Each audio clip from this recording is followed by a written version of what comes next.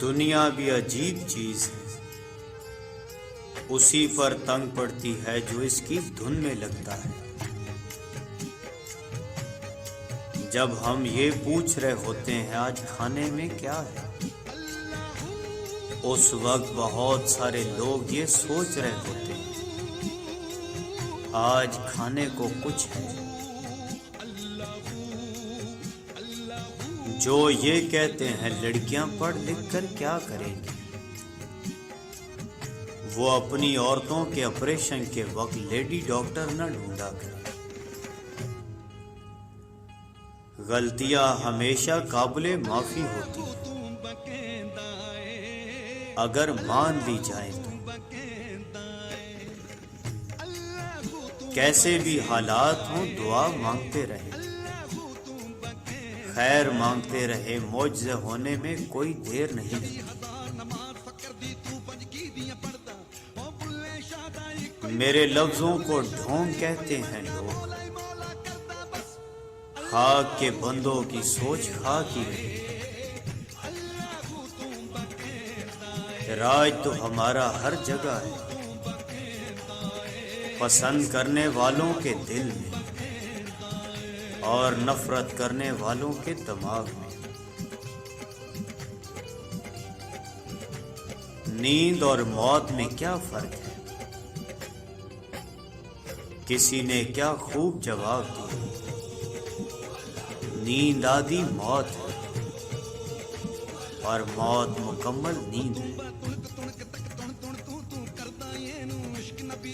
جب کوئی دل دکھائے تو چپ رہنا چاہیے،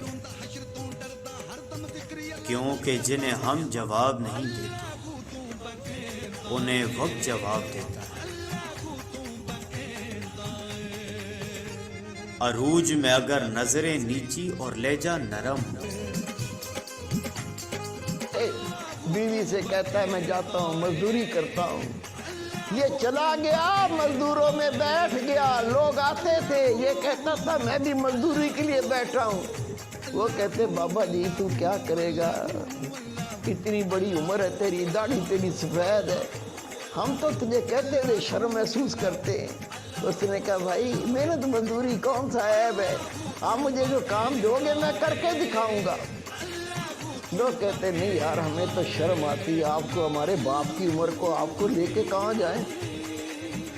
بیٹھا رہا انتظار کرتا رہا، دوپہر آ گئی کوئی نہیں لے کے گیا۔ اس نے پھر آسمان طرف دیکھا، یا اللہ تجھے تو پتہ ہے میں مزدوری کرنے آیا تھا، میں مزدوری کرتا اگر مجھے کوئی لے جاتا، کوئی نہیں لے کر گیا، لیکن میرے رب تو اپنی مزدوری سے کبھی روکتا ہی نہیں ہے، میں تیری مزدوری کر لیتا ہوں۔ اٹھا مسجد چلا گیا، مسجد میں جا کر جھاڑو دیا، صفوں کو صاف کیا، اللہ کا ذکر کیا، قرآن پاک کی تلاوت کی، نفل پڑھے۔ جب شام ہوئی تو اٹھ کے گھر آ گیا، بیوی پوچھی کچھ لائے ہو؟ کہا مزدوری تسی مالک کی کر کے آؤں جس کی کل کی تھی۔ مجھے مانگتے ہوئے شرم آئی، وہ اتنا شاہوکار اتنا مالدار ذات ہے، مجھے مزدوری مانگتے ہوئے شرم آئی، اس نے دی نہیں، تو ہو سکتا ہے کل دے دے۔ وہ کہتی کوئی بات نہیں کوئی بات نہیں، پریشان نہ ہو آپ فکر نہ کریں، 2 دن میں کیا بگڑ جائے گا۔ وہ دوسرا دن بھی گزر گیا، تیسرا دن آ گیا، یہ پھر جا کے وہاں لوگوں میں بیٹھ گیا۔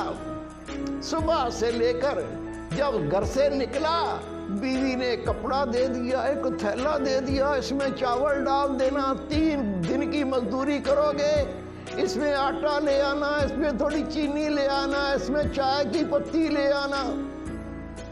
اس نے شرم کے مارے وہ کپڑا تھیلی اپنی بغل میں رکھا، کہنے لگا یا اللہ تجھے تو پتہ ہے نا میں نے جو مزدوری کی ہے وہ تجھے تو پتہ ہے۔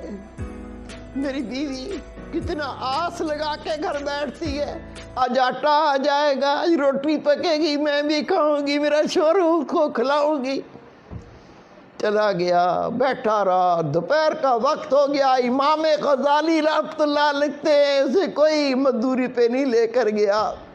یہ پھر اللہ کے گھر میں چلا گیا، جا کے وہاں قرآن پاک کی تلاوت کی، اللہ کا ذکر کیا، نبی پاک پر درود و سلام پڑھا، نماز پڑھتا رہا۔ جب شام ہوئی اس نے کہا اگر میں خالی ہاتھ جاؤں گا کہیں بیوی لڑی نہ پڑے۔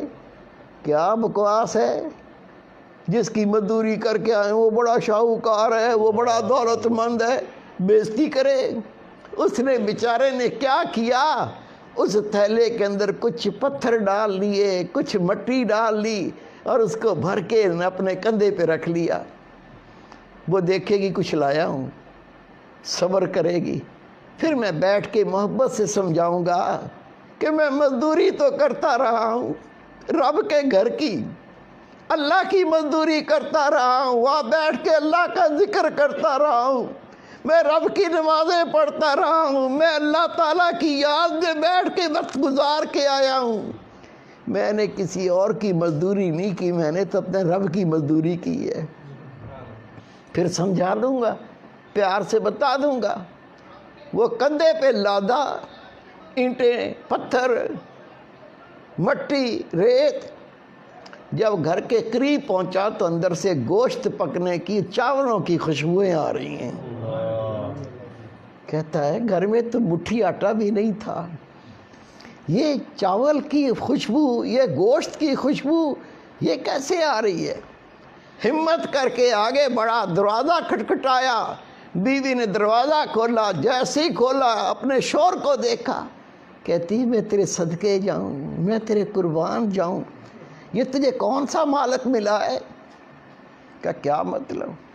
کہا جہاں تو مزدوری کرنے جاتا ہے اس کا کوئی نوکر آیا تھا، اندر آ کے دیکھ، یہ آٹے کی بوریاں، یہ چاول کی بوریاں، یہ چینی کی بوریاں، وہ اس مالک جس کا تو مزدوری کرتا ہے اس نے کہا تھا، اس نے بھیجا ہے، جو 3 دن کی مزدوری کی ہے یہ تھوڑا سا بھیجا ہے، باقی اللہ نے، مالک نے کہا میں بعد میں دوں گا۔ تو میں حیران ہوں، یہ کس مالک کی مزدوری تو کرتا ہے؟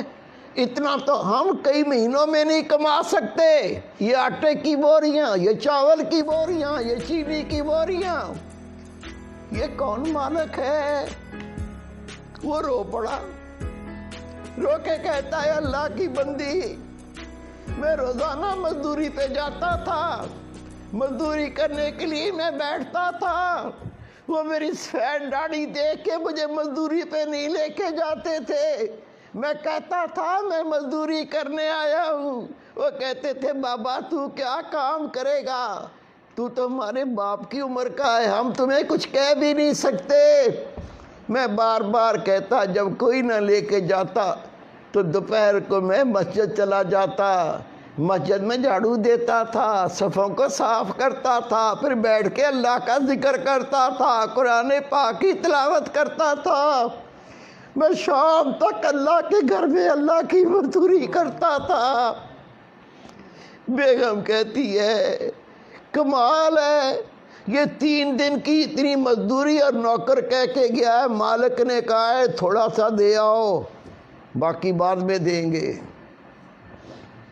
پتہ نہیں کیسا مالک ہے۔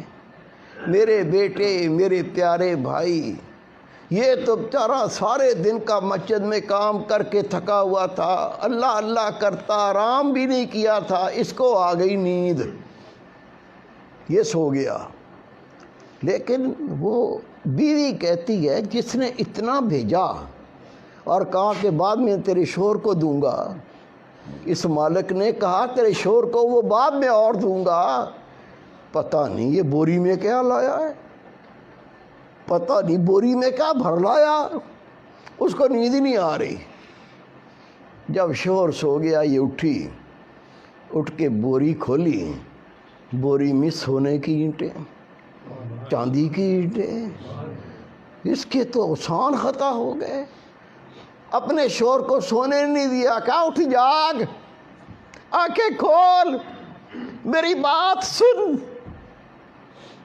تو جس کی مزدوری کرتا ہے یہ ایک ہی مالک بہت ہے، اس کے پاس مزدوری ہو نہ ہو تو کہنا اے مالک میں تیرے در پہ بیٹھا ہوں، جب مزدوری کروانی ہو کروا لینا، میں تیرا در نہیں چھوڑ سکتا۔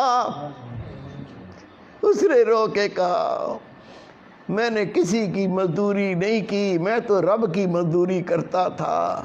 خدا کی قسم لکھا ہے یہ دونوں میاں بیوی ساری زندگی اللہ کا ذکر کرتے رہے، اللہ کی نمازیں پڑھتے رہے، اللہ کو یاد کرتے رہے، اور اللہ تعالیٰ ان کو غیب سے رزق دیتا رہا، مزدوری نہیں کرنی پڑی۔